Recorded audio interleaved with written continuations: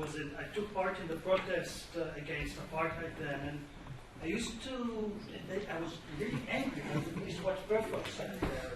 So I used to call Afrikaans Flemish for dummies.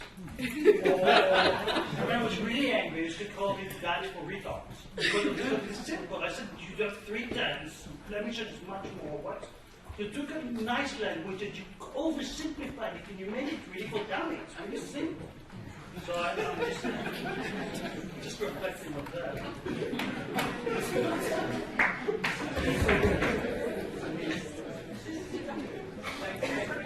Thanks to the panelists. I have some questions for you. Rocky,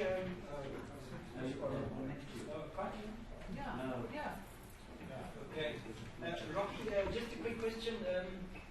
Your research is obviously very important and relevant. How do you think it could be used to conscientize and mobilize people around language issues, language as power issues? You may have thought about that already, and I'd like to hear your thoughts on that. Esther and Michael, thank you. So many questions. I'll limit it to one. Could you say more about multilingualism as a progressive reform, as opposed to a revolutionary position? I think Neville's position might have been slightly different from the one that you are articulating, but I'd be interested to hear more. And then, Mariana, I wonder if you would, I know you haven't touched on it now, but you've probably thought about it, the issue of brown Afrikaans, brain Afrikaans, so forth. To what extent does that impact on the discussions around the re-standardization of Afrikaans? Thank you.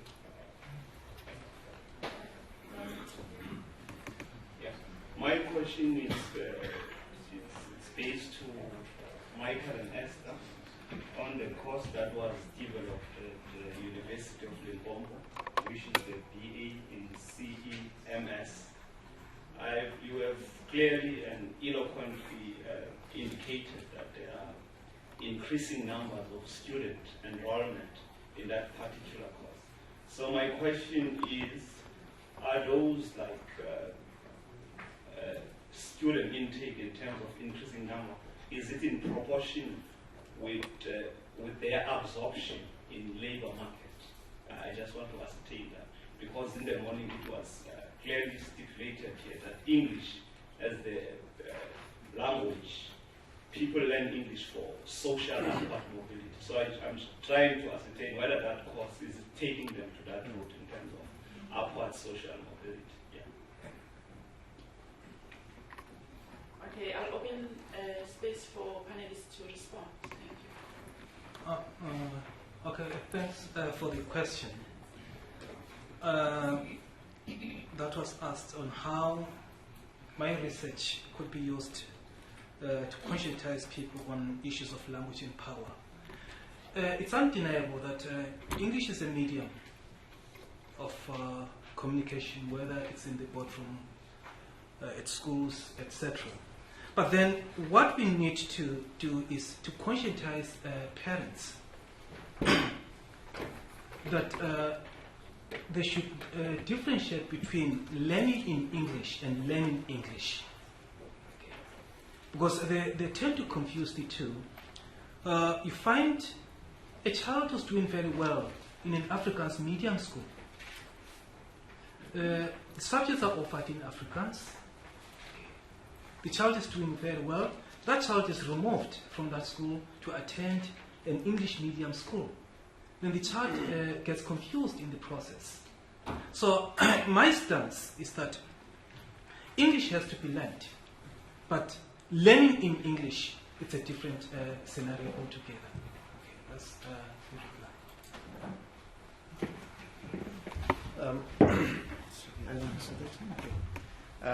Thank you, Peter, for asking that question, which I didn't have time in my talk to present, but now I can. Progressive reform. It's a reform, as I said, because it is upheld by the Constitution, the Freedom Charter, the present bourgeois democracy prevailing in South Africa. It's not a revolutionary thing to do, and that should be obvious. And I think from Brian Ramadiro's talk today, it's clear that language is not the only thing. You need many other things for a new society. So Neville never had the illusion that the languages alone would, constitute an alternative society. So why is it progressive? And I'm not going by readings I've done on Neville. I haven't done much reading. But conversations and presentations, Neville was always clear that the capitalist imperialism that dominates the world today is an Anglo-Saxon-led capitalism. And the Anglo-Saxon-led capitalism is based on two things. One is monolingualism, based on the European nation state, the monolingual state, and the other one is the hegemony of English. So if you have a multilingual program, it provides an alternative to the monolingual nation state, and it provides an alternative to the hegemony of English. And it challenges the vested interests of the free market, which is Anglo-Saxon dominated free market. So Neville said to us that, yes, I'm very much aware that if you introduce multilingualism, it's not going to be popular. It's going to challenge the existing state and the global forces. And he said, but that's what we want. But he was not saying it's only socialists who can give the answer ultimately. It's an open issue. Capitalism has been known to be able to absorb a lot of diversity. Under very extreme conditions, they might even have multilingualism to save their skins. So we keep the issue open. We put the pressure on the government, on the multinationals. They might be capable of being pushed far and far and far to accommodate diversity. So the issue of whether a bourgeois framework can succeed in creating a multilingual nation, or whether it has to be left, as Peter would say, to the socialists, is still an open issue on that front. And that is very interesting, to keep that open. So that's what a progressive reform actually means. It challenges the existing power, but it creates a space for all people from all different political affiliations, if you like, to enter into a new way of imagining the nation and a new way of imagining education. And it's because we don't have that space for imagining something new, that we become propagandistic, we become angry and dogmatic, etc. So I think Neville was trying to argue to create that new space. And then out of that new space, people will then know what kind of society could we move to. That's my interpretation from the dialogues. Thank you. Just see if I can get a slide here, sort of sneak in one.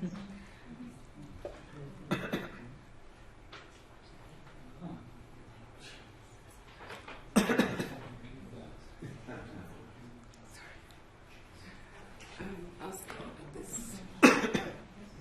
You want to come here? Sorry. Do you want the current slide? Yes, otherwise I've got to go through them a second time. Okay. Is that what you want? Peter, I think my answer to you is, of course, language standardization is the business of academies, and in the Afrikaans case, the Taalkommissie. And more or less at the same time when the Ribbon pushed, well, the Afrikaner establishment pushed the idea of a racially inclusive language movement, the Taalkommissie tried to diversify itself. And they met in this building, and Larry Pokpas was at one stage, this was the late 90s. Larry Pokpas was on the commission. There were quite a few. It was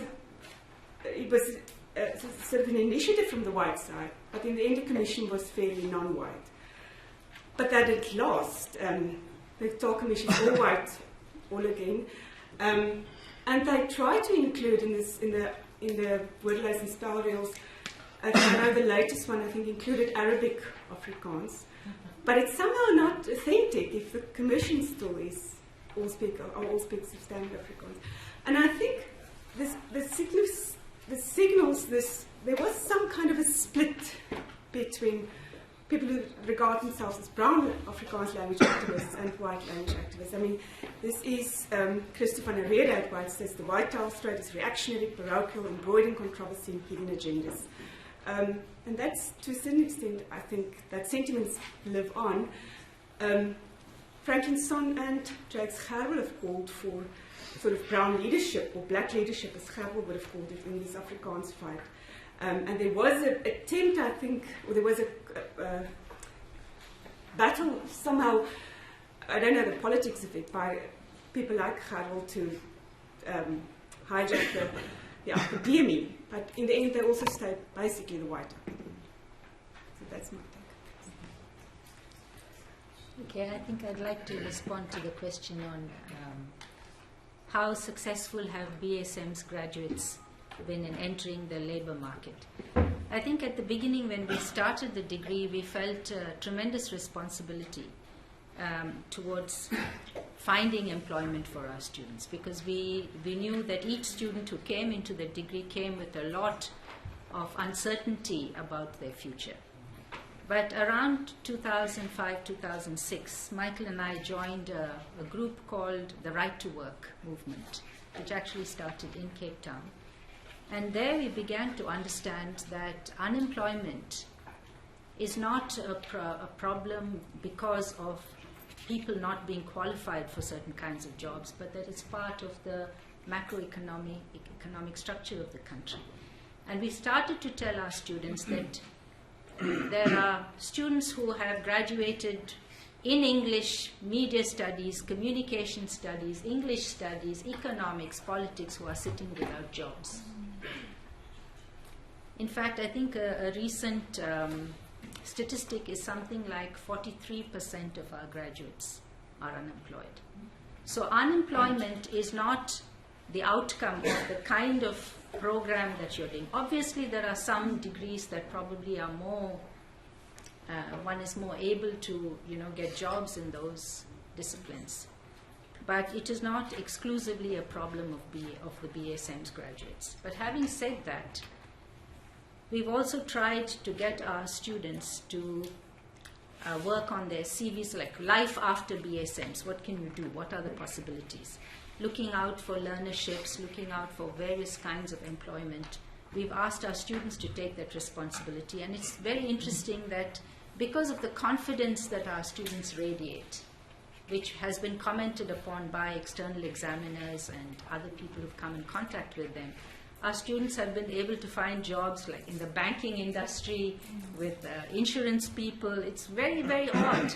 But wherever they can find a job, they've gone in there. And a number of them, we are very happy to say, have opted to go into postgraduate work. And so we were able to get them bursaries to continue their education, focusing on research in bilingual and multilingual education. So that's my response. I will take the last two questions before lunch. So I see a hand there and a hand there.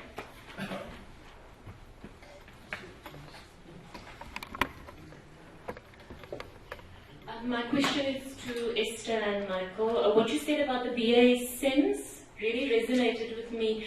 Neville Alexander said that English and Afrikaans are inadequate as languages of teaching in higher education because most students lack proficiency and intuitive grasp of the idioms in these languages.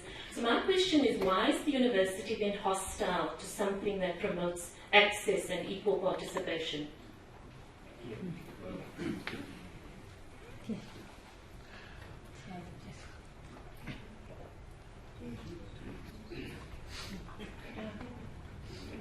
Okay, me.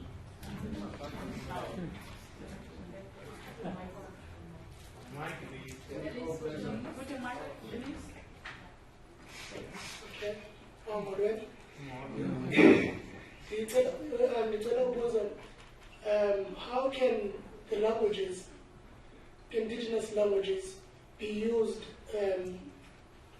to assist and empower the work, the little work that people in the townships, in the rural areas are doing to advance what they are doing? Because I know Enva Mutala will talk about socially useful work that is taking place. Hence, people are not dying of starvation, but they are not employed in the formal sense of employment in the formal economy.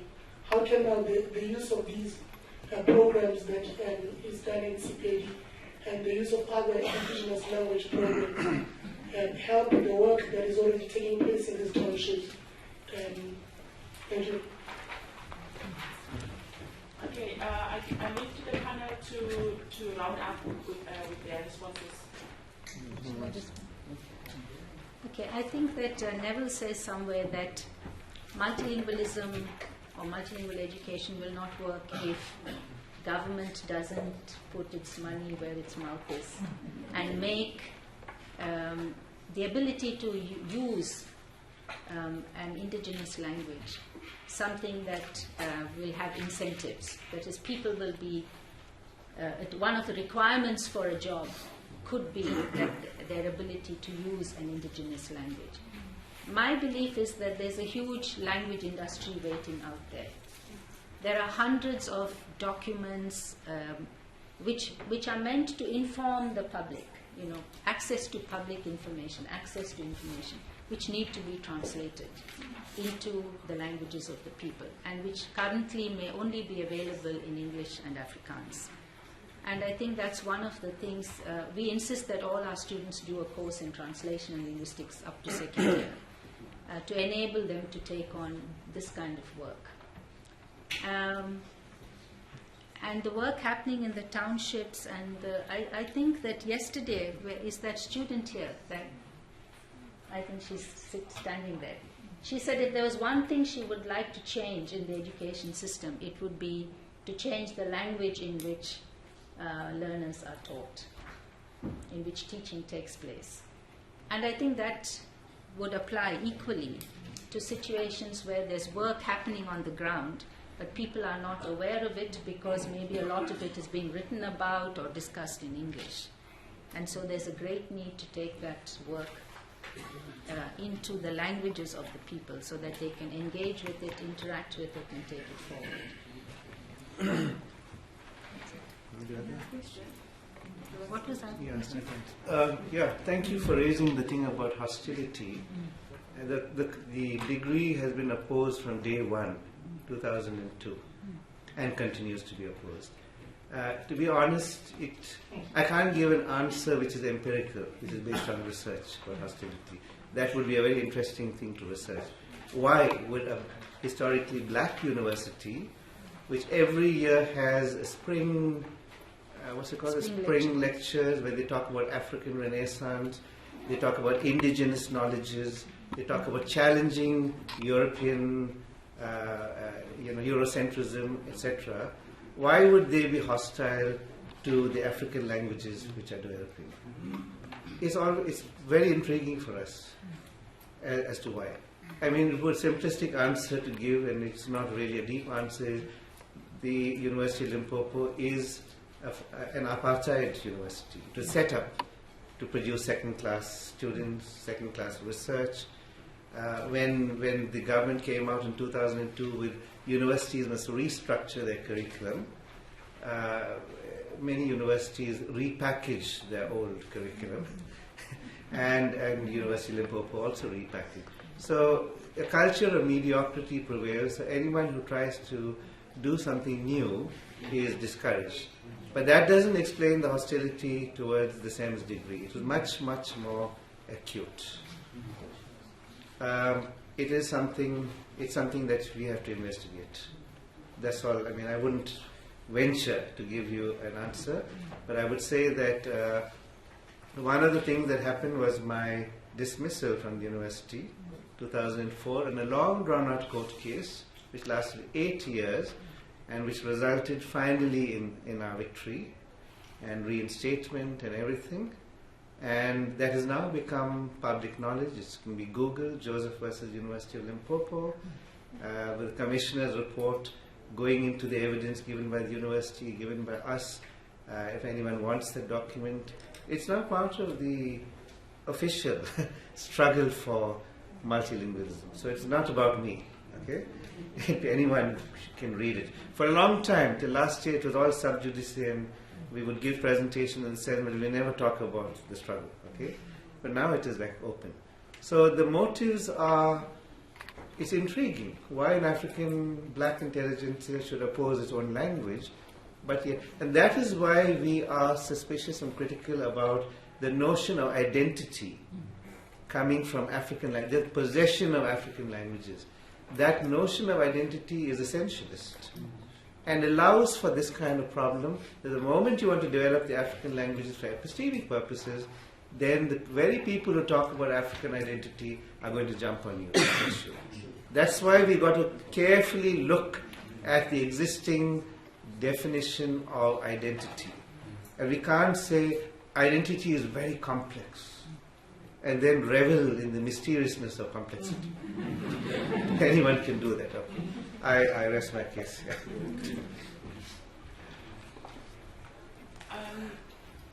I would like to thank all the panelists here this morning. They gave us really thought-provoking presentations. Thank you very much.